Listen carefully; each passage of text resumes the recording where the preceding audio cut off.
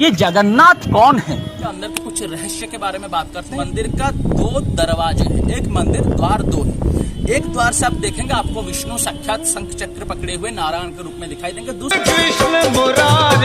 नमस्कार। वीडियो के पहले हम ये कह देना चाहते हैं कि हम किसी भी धर्म, जाति, मत इसके सहित संबंधित या संपर्कित नहीं है। और हम ये वीडियो क्यों बना रहे हैं, इस जो संस्कृति है इसको जिस साइंटिफिक तरीके से, लॉजिकल तरीके से, अच्छे से जीवन शैली, जीवन को जीने की कला जो ये सिखाती है, जिस तरीके से इसको बनाया गया था, इसको एक्सप्लोर करने के लिए, इसको देखने के लिए, समझने के लिए और इसको जीने के लिए ये वीडियो हम बना रहे हैं। हम किसी के से संबंधित नहीं है, किसी के विपक्ष में भी नहीं है, सिर्फ इसको जीना है। आइए जीते। ये जगन्नाथ कौन है? क्या ये विष्णु है? क्या ये हनुमान है? क्या ये गणपति है? क्या ये सूर्य है? क्या ये ब्रह्मा है? क्या इनकी फिलोसफी है? क्या इनके पीछे का दर्शन है?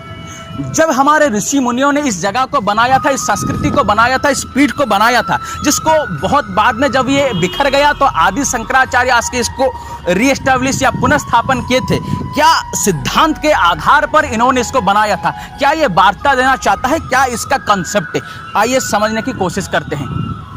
इसके पीछे बहुत बड़ी कहानी है। एक संस्कृत का श्लोक उठाएंगे जिसमें इसेंस में इसको कहा गया है, तो हमको समझ में आएगा कि यंग दारु ब्रह्म मूर्ति प्रणव तनुधरम सर्व वेदांत सारम भक्तानाम कल्प वृक्षम भव जल तरणी सर्व तत्वानुतत्वम। आगे आगे अर्थ समझते जाएंगे। जब पुरी के समंदर के किनारे आके ये काठ लगे जिसको हम दारू कहते हैं, तो मूर्ति बनाने की जब राजा ने कोशिश की तो किसी भी कारीगर के हाथ में वो बना नहीं। तो कारीगरों के जो श्रेष्ठ कारीगर है, जिसको विश्वकर्मा माना जाता है, वो आकर यहाँ पे बनाने लगे। उनका ये शर्त था कि 21 दिन तक द्वार खोले नहीं जाएंगे। मूर्ति चाहे जो बने, मुझे खाना नहीं है, पीना नहीं, 21 दिन तक द्वार बंद रहेगा। पर उससे पहले रानी के एक्साइटमेंट के कारण वो द्वार खोले गए और इस आधे मूर्ति मिले। पर ये आधे नहीं है, यही होना था, इसी तरह से होना था। पर ये है क्या? ये कौन सी मूर्ति है? ये क्या कंसेप्ट है? ये निराकार को दिखाने की मूर्ति है। जैसे यंग दारु ब्रह्म मूर्ति प्रणव तनुधरम सर्व वेदांत सारम, the essence of all the philosophic knowledge, all the highest order of philosophic knowledge Upanishad का सार है। ये उपनिषद का सार है। जो ब्रह्म स्वरूप है, जो समूह चेतना है, कलेक्टिव कॉन्शियसनेस। जैसे जल का एक बिंदु को हम कहते हैं जल बिंदु, जल के समूह को हम कहते हैं समंदर या महोदधि। इस तरह से आत्मा या कॉन्शियसनेस से समूह कॉन्शियसनेस को हम कहते हैं जगन्नाथ या परमात्मा। ये कोई देवता नहीं है, ये ब्रह्म का कॉन्सेप्ट है। अब जल समूह या समंदर कोई आदमी नहीं है, कोई व्यक्ति नहीं है। इस तरह से ये व्यक्ति नहीं है, ये एक चेतना, समूह चेतना को प्रतीकात्मक रूप में दिखाने की कोशिश है। यंग दारु ब्रह्म मूर्ति प्रणव तनुधरम, ओंकार के स्वरूप में प्रणव तनुधरम सर्व वेदांत सारम भक्तानाम कल्प वृक्षम भव जल तरणी सर्व तत्वानुतत्वम। यानी जो इस इल्यूजन से भरा दुनिया को पार करना चाहेगा उसके लिए ये नौका के सदृश हैं, नौका की तरह हेल्प करते हैं। और आगे आता है कि भक्तानाम कल्प वृक्षम भव जल तरणी सर्व तत्वानुतत्वम योगीनाम हंस तत्वम। जो योग के मार्ग से आता है, जो जिस मार्ग से आए, जो योग के मार्ग से आता है उसके लिए हंस है। यानी हम जब निश्वास लेते हैं तो हंस की शब्द, जब छोड़ते हैं तो संग की शब्द आता है, इसलिए हंस या निश्वास स्वरूप योगी के लिए है। योगीनाम हंस तत्वम हरिहर निमित्तम। हरि के लिए हर है क्योंकि हरि के इष्ट हर है, हर के लिए हरि है क्योंकि हर के इष्ट हरि है। योगी नाम हंस तत्वम हरिहर निमित्तम श्रीपति वैष्णवानम। वैष्णवों के लिए ये भगवान विष्णु है। शैवानाम भैरवश्च पशुपति साक्षात, शैवों के लिए साक्षात भैरवी पशुपति है। विमला भैरवी यत्र जगन्नाथस्तु भैरव, आपने सुना होगा।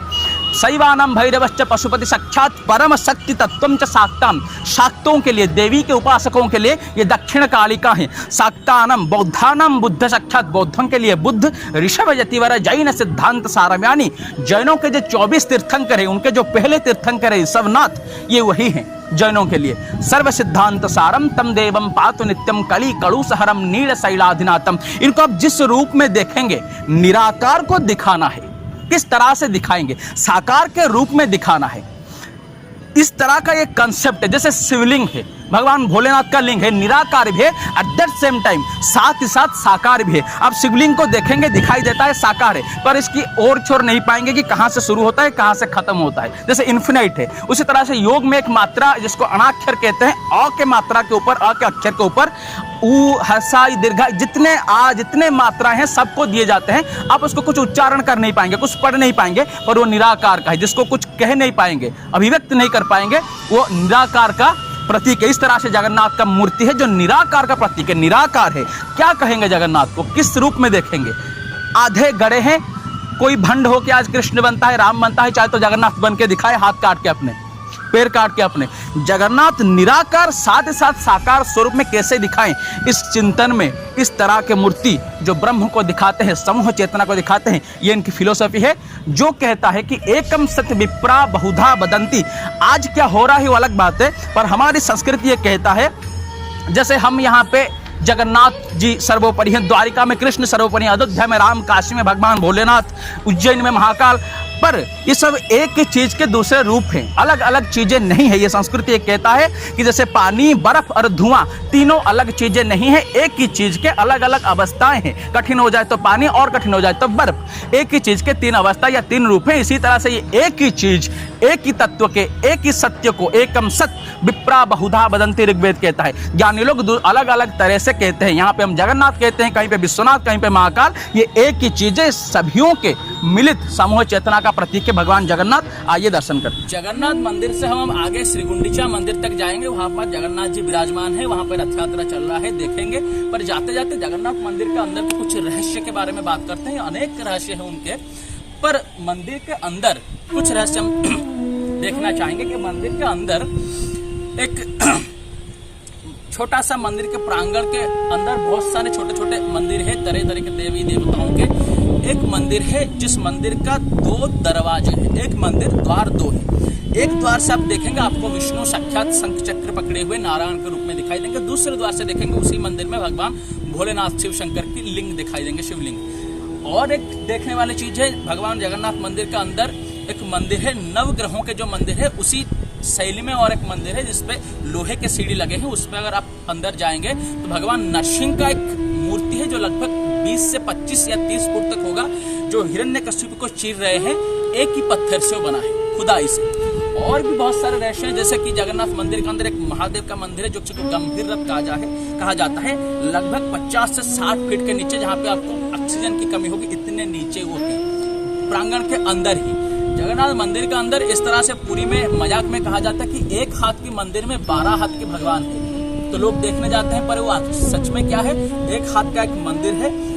जो मंदिर एक हाथ का है, छोटा सा मंदिर, उसमें एक देवी है जिनके 12 हाथ है, 1 2 3 4 5 6 इस तरह के 12। अब जरा जगन्नाथ जी की स्तुति करते हैं, उसके बाद हम जाएंगे घूमने के लिए। शांताकारं भुजगशयनं पद्मनाभं सुरेशं विश्वाधारं गगनसदृशं मेघवर्णं शुभांगं लक्ष्मीकान्तं कमलनयनं योगिभिर्ध्यानगम्यं